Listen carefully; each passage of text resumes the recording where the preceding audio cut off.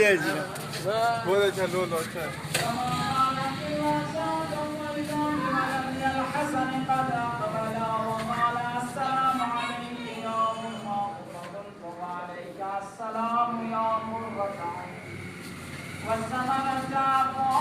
فقال يا الله إني أشم عندك راية طيبة كأنها راية جد رسول الله صلى الله عليه وآله وسلم فقلت نعم إن جدك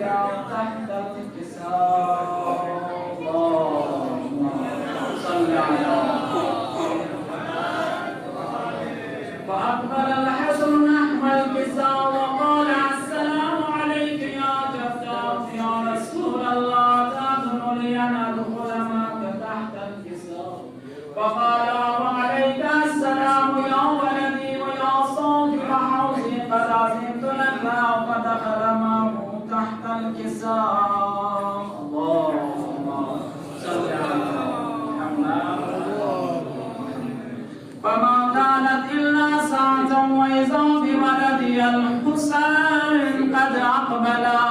وقال السلام عليك يا أمه فقلت وعليك السلام يا ولدي ويا قرة عيني وثمرة فؤادي فقال لي يا أمه إني أشم عندك رائحة